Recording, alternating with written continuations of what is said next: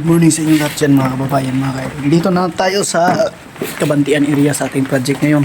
Yung umaga na to, pero yung panahon dito sa Davao mga kaidol is sobrang masama po yung panahon dito.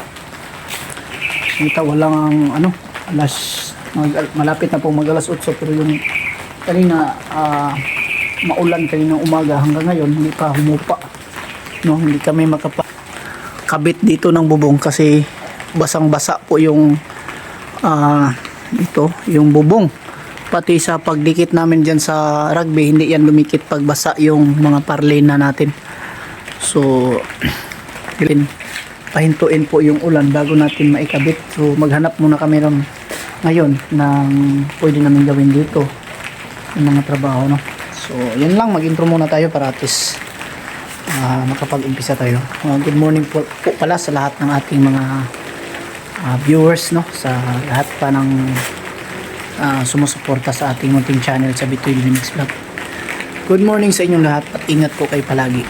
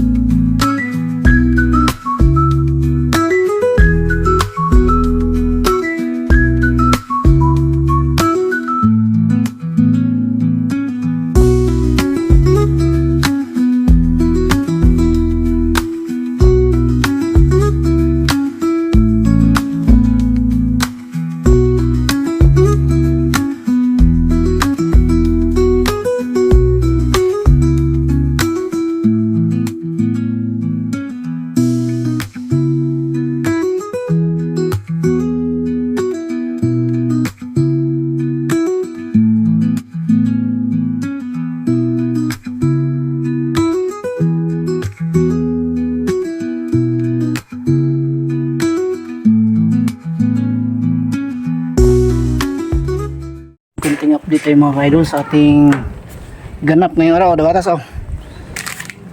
So yung pagkabit namin dito ng yero mga ka-idol ay natapos na rin sa wakas. Makikita nyo dito, papakita natin oh.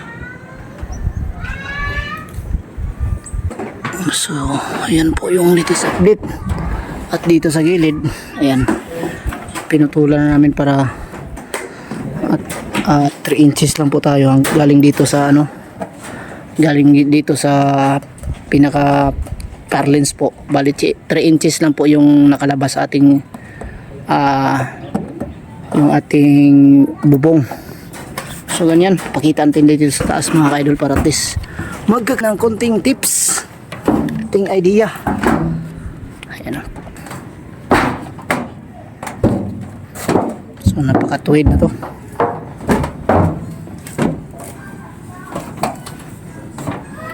Ayan dito. So ayan o. Tuwid na yan.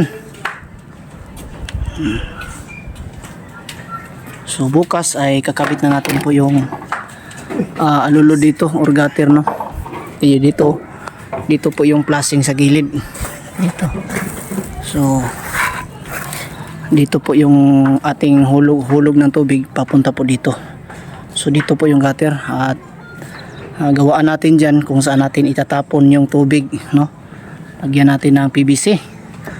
So yung dito, yung doon sa ilalim yung pinakamahirap kanina mga ka-idol, kaya po na kami natagalan. Banda doon sa ilalim mo. Ayan, may mga insulator pa na nakalabas. Putulan na lang siguro yan no. Kailangan pa talaga gapangin sa ilalim para maputulan yung mga ano. So yan, at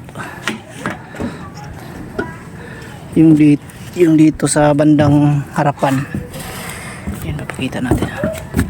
Medyo baka sasabihin ng iba na maliit lang yung ginagawa natin yun, no? Paikot kasi yan, punta doon.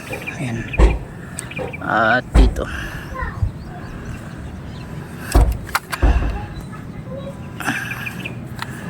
yan siya. So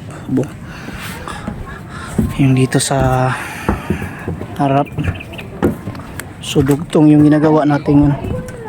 May dugtong tayo sa ating bubong mga ka-idol. Yan, makikita nyo, dugtungan yan papunta doon sa dulo at doon sa taas. So yung pagdating dito, napapakita natin 0-0 na po yung banda doon mga ka-idol. Ayan, halos dumikit na po yung bubong sa may kisame, dating kisame sa bahay. So ganyan. At dito nilagyan natin dito ng gutter. Ayan, kasi yung tubig natin galing dito papunta yan dito pababa. So naglagay tayo dito ng gutter. So yan, gutter. So yung dating downspout dito, yan, binutas na natin, tinanggal na natin yung dito. Yan, pinuto na natin yan. So dugtungan natin to mga ka-idol, dugtungan natin yan, dugtungan natin yung PVC hanggang dito pababa yung PVC no. Dugtungan natin yan ng konti papunta dito siguro para hindi po tumalsik yung tubig.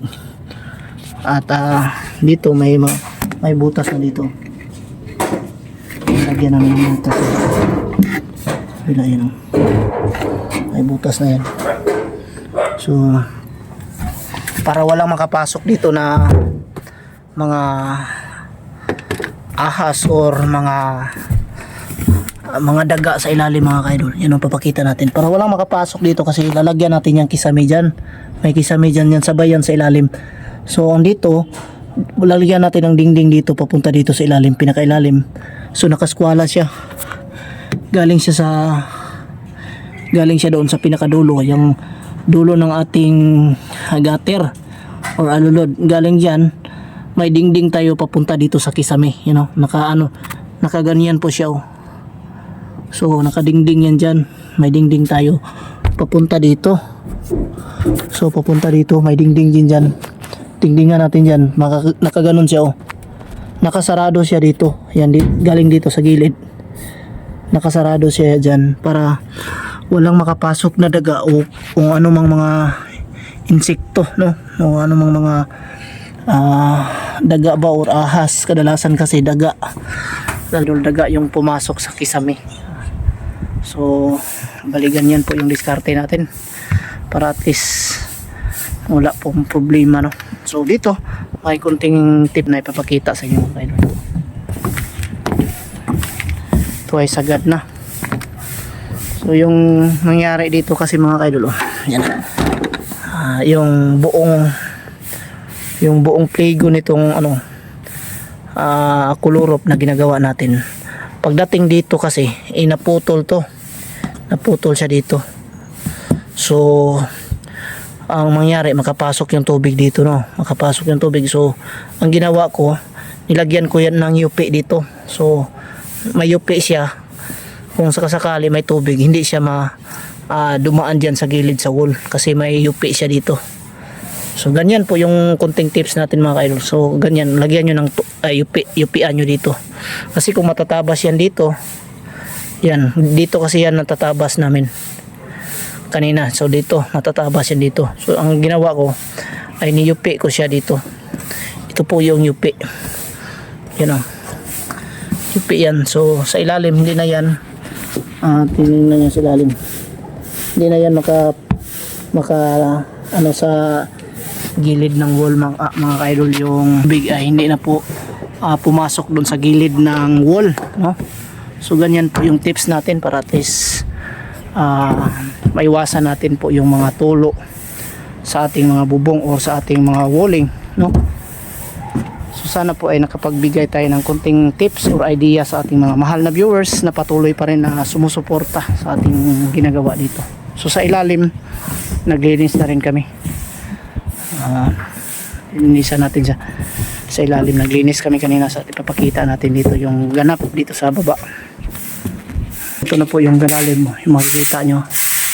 So napakalinis paglagay natin dito ng mga insulator, mga idol.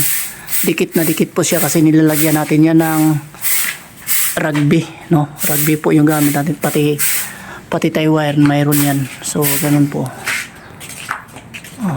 mayroon yan.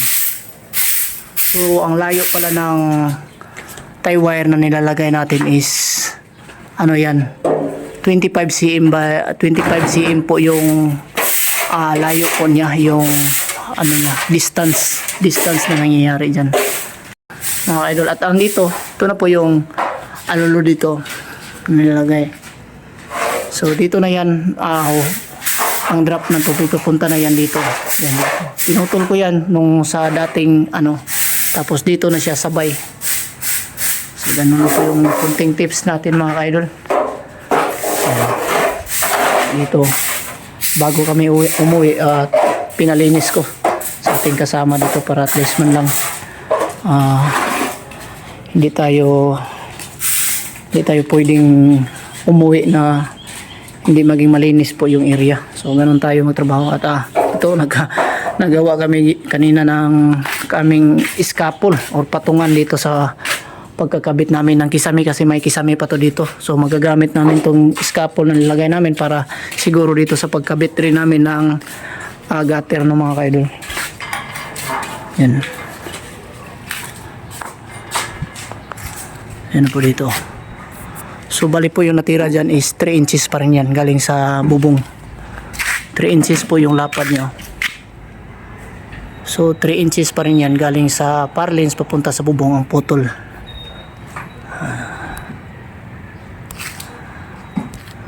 Nakikita nyo dati pagdating natin dito, mga kaidol, yung pinakita ko yung unang video, makialala nyo dito. Ayan na po. So ito po, hindi siya nakasagad dito. Kasi yan po yung gusto ng client natin, si Sir Kabahit. Ayan po.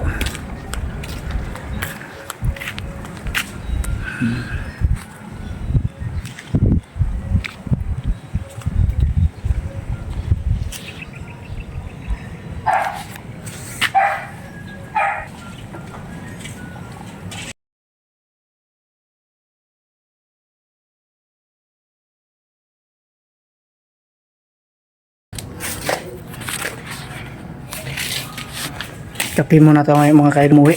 Ano? May kape dito. Oh. Oh. May tinapay pa.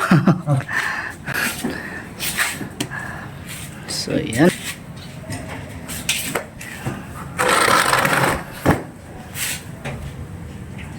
Sa bahay na lang po tayo mag-shoutout mga kaidol, mga kalods. Yan, shoutout sa lahat mga kaidol. Magandang gabi sa inyong lahat dyan. So, galing na po tayo sa buhangin sa ating project doon. So, hindi po ako nagsasawang magpapasalamat po sa Kabahit Family dahil po sa kanilang kabaitan.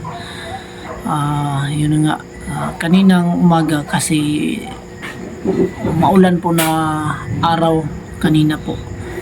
So bago po umalis po yung si tatay at nanay ni Ma'am Sheila Kabahit po ay nilutuan pa kami ng paksiw na isda, yung isdang mamahalin po, yung sa buong buhay ko po.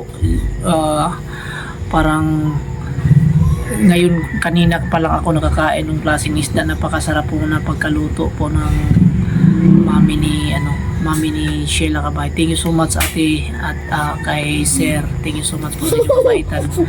Kasi po kahit sa bahay po nila pwede po kaming pumasok magkuha ng tubig sa loob kahit walang tao. Malaki po yung pagtitiwala nila sa amin. At kami naman po ay hindi rin kami sumisira sa pagtitiwala ng tao sa amin kasi po yan po ang aming sa tawag dyan yung parang naging proud kami at hindi din kami gusto na ma-break po yung kabaitan po sa taong binigay sa amin po. So suklian po natin din ng kabutihan po yung mga taong nagbibigay ng kabutihan sa atin po. So yan lang po at thank you so much po sa mga Kabahit family sa inyong lahat. Maraming salamat. Pati na po sa ating mga viewers at mag-shoutout po muna tayo. Shoutout kay Cheryl Nobila from Kuwait. Shoutout po sa iyo idol dyan sa Kuwait, no? Cheryl Nobila at Jocelyn Tutor from Sambuanga April. Thank you so much po idol sa Sambuanga April. Ingat ka po palagi dyan idol. At Celia Kadi, thank you so much. Shoutout po sa inyo dyan. At Lini Siba, shoutout po sa iyo idol. At German Patnugon from Quezon City, shout out po sa inyo dyan, sa lahat po ng ating viewers dyan sa Quezon City. Ingat po kayo palagi. At shout out na rin natin ang taga Mandaluyong City, si Idol Jusdada Ridobanti. Shout out po sa inyo dyan idol sa Mandaluyong City. Ingat po kayo palagi idol. God bless sa inyo dyan. At Angelica Oxo, no? God bless at ingat po kayo palagi idol. Angelica Oxo, shout out sa inyo dyan. At Melinda Furas from CDO. Yan, shout out sa iyo idol. Melinda Furas dyan sa CDO. Ingat po kayo palagi idol, no? God bless sa inyo. Sa Lileros Coronado from Banga, South Cotabato, shout out yan idol sa Banga, South Cotabato. No, ingat po kayo palagi idol. At shout out na rin natin si John Ryoko and Ana Valerio Adriano and Florencio Adriano. Shout out sa inyo Adriano family. And Don Regis Kabiluna, sa mga Kabiluna family, no? Shout out lalo na po kay Don Regis at sa mga Kabiluna family dyan sa Balay-Balay Bukidnon. Thank you so much sa patuloy niyong pagsuporta sa ating munting channel sa Bitoy Daily Mix Vlog. Thank you so much at magpapasalamat tayo sa mga Kabahit. Shout out natin sila dahil kung gusto niyo pong magpapa-shout out mga Kabahit, no? Mag-comment lang po kayo kung may maibadagdag pa dito mga pangalan sa Kabahit family. Magpapasalamat po tayo.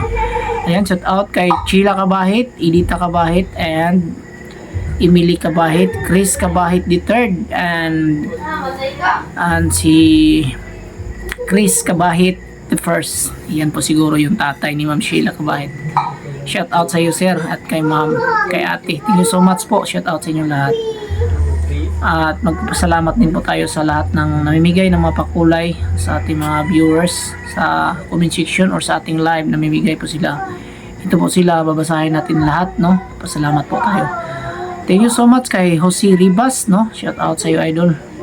Car Body, thank you so much po. At High Care Groups 1951, thank you so much kay Idol Yups. Thank you so much po. Chingmel Mix Vlog, thank you so much po. At Ida Grips Vlog, yan, thank you so much. At Jose Pahamulin, thank you so much po idol. At SGBTV 8161, thank you so much po idol.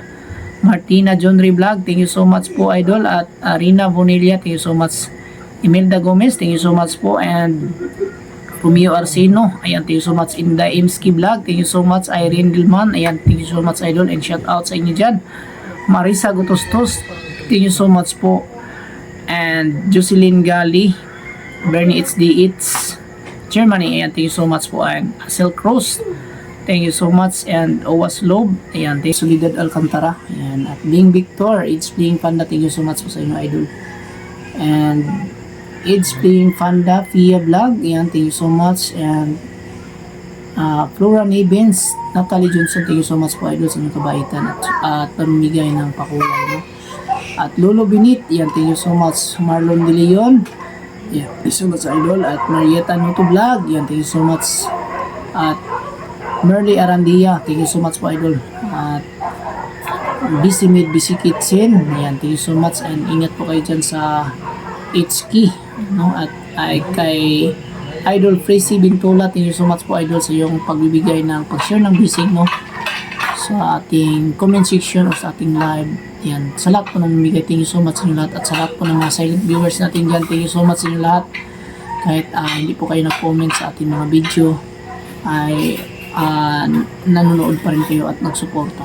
Maraming salamat. At sa lahat po ng nag-subscribe pa sa ating channel, thank you so much sa inyo lahat. And ingat po kayo palagi idol sa araw-araw na ating mga ginagawa, no? Ang daily routine natin sa buhay, yan, mag-iingat po kayo palagi. And God bless po sa inyo lahat. Yan lang po muna ang ating vlog sa araw na ito. Sana ay pagpalain pa tayo ng Panginoon sa lahat ng ating ginagawa. Bye bye!